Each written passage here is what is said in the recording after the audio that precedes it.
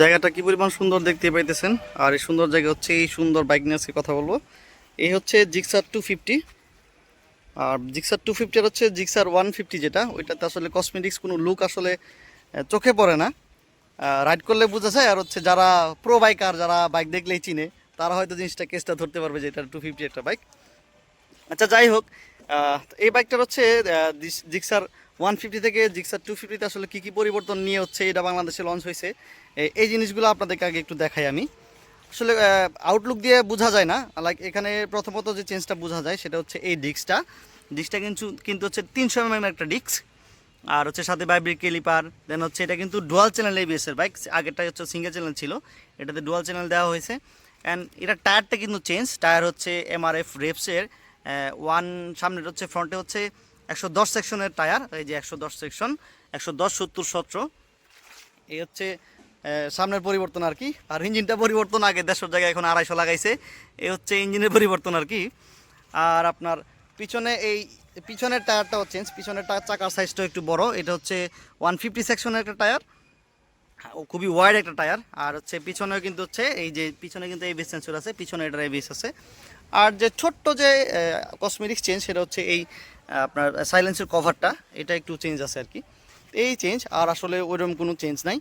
আর হচ্ছে আপনার 150 সেকশনে হচ্ছে ইঞ্জিন গার্ড থাকে না, এটাতে হচ্ছে একটা ইঞ্জিন গার্ড আছে, এই পরিবর্তন। তো এখন এটার ইঞ্জিন নিয়ে একটু বলি আমি। তো ইঞ্জিনতে হচ্ছে এখানে লেখাই আছে যে 249 সিসি। আর বাইকটার ইঞ্জিনটা খুবই পাওয়ারফুল একটা ইঞ্জিন, যেহেতু 250 সিসি, পাওয়ার একটু বেশি থাকবে, সেটাই স্বাভাবিক। তো ইঞ্জিনটা মনে হচ্ছে 26 পয়েন্ট কত বিএসপি জানি, আমি একজাক্টলি মনে নাই আমার। আর টর্ক মেবি দেয় হচ্ছে আপনার 22.10 maybe torque, newton metre torque, 7300 আরপিএমে। তো ইঞ্জিনের যে বিষয়ের স্পেসিফিকেশন আপনারা একটু গুগল করে দেখতে পারবেন আর কি। তো এই ছিল বাইকের আউটলুক কিংবা পরিবর্তন নিয়ে কিছু কথা। বাকি যে কথা, এটা যে রাইডিং যে ফিল, রাইডিং যে এক্সপিরিয়েন্স, আর বাইকটা আমি ইউজ করতেছি প্রায় হচ্ছে 3-4 মাস যাবত। তো এটার যে রিয়াল যে রিভিউ, এটা আপনাদের কাছে আমি বাকিটা বাইক রাইড করতে করতে একটু বলবো। তো সাথেই থাকেন, চলেন বাইকটা এখন একটু রাইড করি। বিসমিল্লাহ।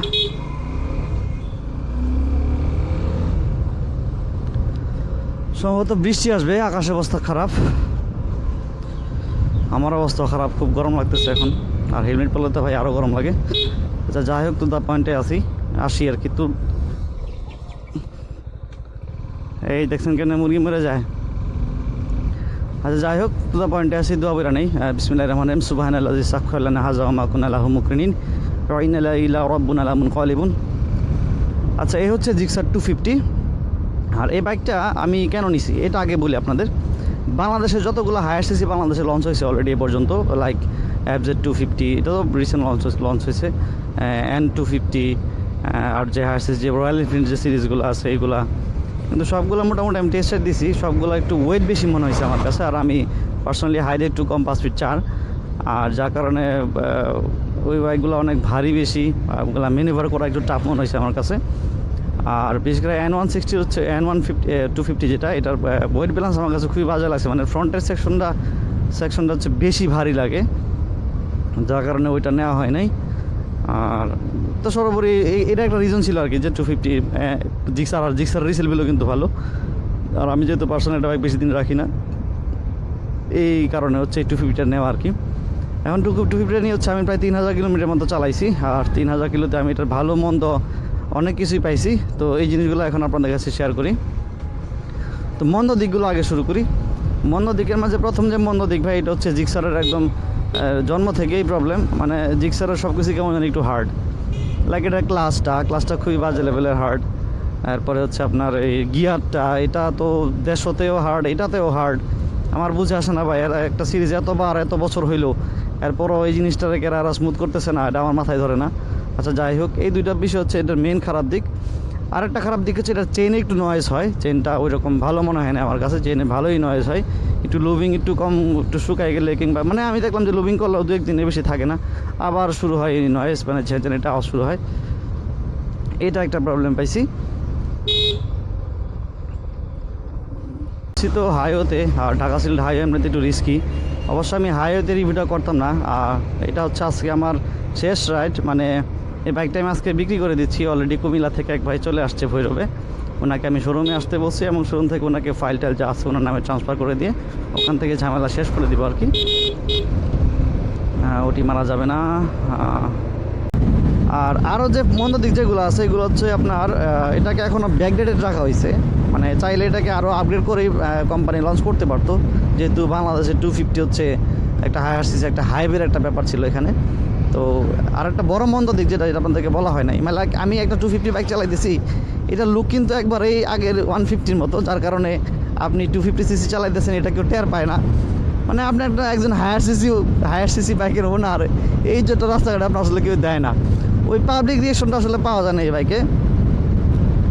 আসলে এটা রিজন হচ্ছে যে আপনার ইন্ডিয়াতে কিন্তু 250 এই মডেলে, মানে এই ডিজাইনে 250 কিন্তু আগে লঞ্চ হয়েছে, দেন হচ্ছে 150 আসছে। তো বাংলাদেশে তো ব্যাপারটা উল্টা, মানে আগে 150 ঢুকছে, পরে হচ্ছে 250 ঢুকছে, যার কারণে আমাদের কাছে মনে হয় যে এটা আরও চেঞ্জ করতে পারতো, এটা আরও ডিজাইন একটু আউটলুক কসমেটিক্স লুক একটু চেঞ্জ করতে পারতো, কিন্তু আসলে এটাই বাস্তব আর কি। আচ্ছা যাই হোক, তো এটা একটা খারাপ দিক ধরতে পারেন। এখন আর যে খারাপ দিক, মানে আপগ্রেডেবল খারাপ দিক, লাইক এটাতে মিটারটাতে আপনার হচ্ছে মিটারটা আর একটু চেঞ্জ করতে পারতো, এখানে ব্লুটুথ ফিচার দিতে পারতো। অবশ্যই ইন্ডিয়াতে এখন রিলিজ হয়েছে, হয়তো সামনে আসবে আর কি। কোম্পানি আসলে অল্প অল্প চেঞ্জ দিয়ে নতুন নতুন মডেলে বলে আমাদেরকে খাওয়ায়, আমরা এগুলো গিলতেছি দিন দিন। আচ্ছা যাই হোক, এরপর হচ্ছে সামনের যে সাসপেনশনটা, এটা আপসাইড ডাউন দিতে পারতো, দিলে এটার সাথে আর একটু মানানসই হইতো, দামের সাথেও এটা সামঞ্জস্য হইতো আর কি, যদি আপসাইড ডাউন সাসপেনশন দিত। হয়তো নেক্সটে এগুলো চলে আসবে, নেক্সটে এই আপডেটগুলো হয়তো কোম্পানি নিয়ে আসবে। তো এই ছিল আসলে খারাপ দিক। খারাপ দিকের মাঝে আমি এইগুলাই পাইছি। আর একটা খারাপ দিক আছে ভাই, এটা আমি দেখলাম যে সব হায়ার সিসিতে ইঞ্জিন আসলে শব্দটা আমার কাছে ভালো লাগে না। রয়্যাল এনফিল্ডের শব্দ তো একবারে বাজে ভাই, Gen Gen Gen Gen Gen Gen করতেই থাকে, টাইপের থেকে নয়েজ হইতেই থাকে। এটা তো ওই রকম বিরক্তিকর হয় না, তবে বাইকটা একটু হিট আপ হলে কেমন জানি মনে হয় টাইমিং চেঞ্জ টাইপের থেকে একটু সাউন্ড চলে আসে, আবার অটোমেটিক আবার ঠান্ডা হলে আবার এটা ঠিক হয়ে যায়। তো এটা একটা খারাপ দিক ধরতে পারেন। এবার কিছু ভালো দিক বলি। খারাপ দিক তো ভাই সব বাইকেরই ভালো দিক খারাপ দিক আছে, কোনো বাইকে আসলে 100% করে কোম্পানি বানায় না। এটার যে অনেক ভালো দিকও আছে। ভালো দিকের মাঝে যেটা প্রথম, সেটা হচ্ছে যে মানে 250 সিসি হওয়াতে, বাইকটা ভারী হওয়াতে আপনি বাইকটা ব্যালেন্স করতে খুব ইজিলি ব্যালেন্স করতে পারবেন।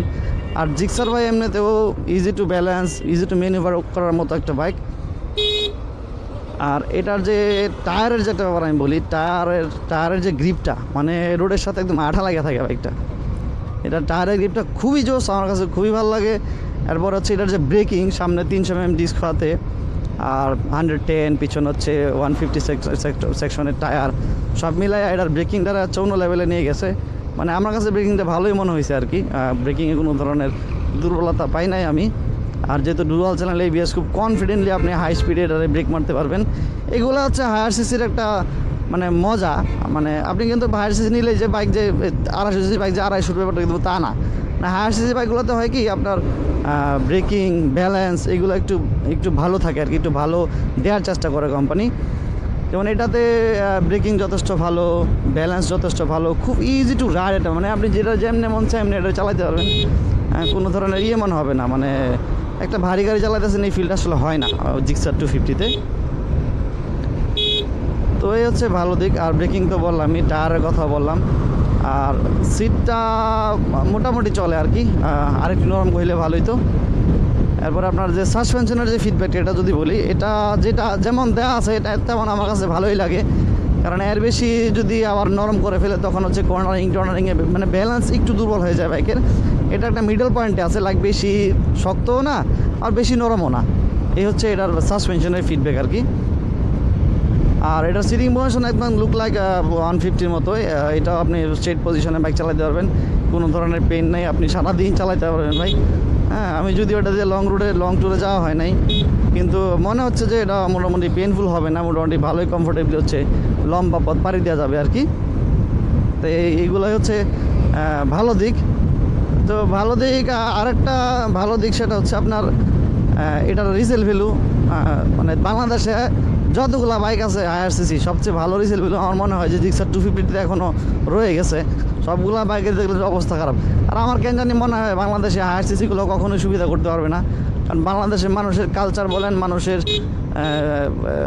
বাইক চালানোর অভিজ্ঞতা বলেন, সব কিছু মিলায় আমার কাছে IRCC-টা বাংলাদেশে আসলে কখনোই ভালো বাজার ধরবে না। এই যে ধরেন CF মোটো আসলো, CF মোটো তো আরও ধরতে পারবে না হয়তো, বা যেহেতু চাইনিজ, বাংলাদেশের মানুষের চাইনিজ কোনোভাবে খাওয়ানো যায় না। তো এই হচ্ছে ব্যাপার আর কি। আমি ড্যাম শিওর বাংলাদেশে IRCC কখনো ভালো মার্কেট ধরতে পারবে না, কারণ বাঙালিরা IRCC-তে অভ্যস্ত না। এবং আমি মনে করছিলাম এই বাইকটা অনেক দিন রাখবো, কিন্তু আমার কাছে মনে হচ্ছে না, এত যে পাওয়ার দিছে আহামরি কিছু না। আপনি 150 থেকে 250-তে গেলেন, একটা অন্যরকম লেভেলে চলে গেলেন, ব্যাপারটা এরকম না। একটু ডিফারেন্স আর কি, একটু পাওয়ার বেশি ফেলেন, কিন্তু আমি পাওয়ার দিয়ে করবো কি? আমার আসলে এগুলো কোনো কাজে আসতেছে না। একটা বাংলাদেশের 150 বাইক এনাফ, এর বেশি পাওয়ারের কোনো মানে হয় না। 150 বাইক ইজিলি আপনার হচ্ছে 140-50 উঠানো যায়, আর 140-50 উঠানো রাস্তায় বাংলাদেশে হয় নাই। ওদের ভবিষ্যতে হবে কিনা তাও জানি না। তবে একটাই সুবিধা আছে IRCC-তে, আপনি ব্রেকিং, ব্যালেন্স এগুলো একটু ভালো পাবেন 150 থেকে। হ্যাঁ, আদারওয়াইজ আপনার 150 ফালাই দিয়ে হচ্ছে জিক্সার 250 যে নিতে হবে এরকম কিছু না। যদি শখ থাকে যে না বাংলাদেশে IRCC না, IRCC লই নাই, চলাই নাই, তাহলে ইচ্ছে নিতে পারেন। আর নিলে জিক্সার 250 নিতে পারেন, কারণ আমার মতো আপনিও বেশি দিন রাখবেন না, আপনিও পয়সা দিবেন। তো এই হচ্ছে ব্যাপার আর কি। তো ভালো মন্দ ভাই অনেক কিছু, যখন বাইক নিয়ে বেরোয় অনেক কিছু কইতে মনে হয়, মানে মনে থাকে, কিন্তু কথা বলার সময় অনেক কিছু মিসিং হয়। এরপর আপনাদের কোনো কিছু জানতে চাইলে, আপনাদের কোনো কিছু জিজ্ঞাসা থাকলে আমাকে কমেন্টসে বলতে পারেন, আমি অবশ্যই উত্তর দেওয়ার চেষ্টা করবো। আর বাইকটার দাম যেহেতু নাইমা আসছে, আগে ছিল 4 লাখ, যেমন আমার 4 লাখে নেওয়া ছিল, এখন দাম কইমা 3,80,000 চলে আসছে। তো দামটা আরও হাতের নাগালে আইছে। তো সো এটা এখন নিতে পারেন আর কি, আমার কাছে ভ্যালু ফর মানি মনে হইতেছে এখন। তো এই ছিল হচ্ছে জিক্সার 250 নিয়ে আমার 3000 কিলোর রাইডিং এক্সপিরিয়েন্স, ভালো মন্দ এই আর কি। তো যাদের নেওয়ার ইচ্ছা আছে নিতে পারেন এই আর কি, তবে বেশি দিন রাখবেন না আমার মতো, এটা আমি শিওর। তো ভালো থাকবেন সবাই সেফলি বাইক চালাইবেন। আল্লাহ হাফিজ, আসসালামু আলাইকুম।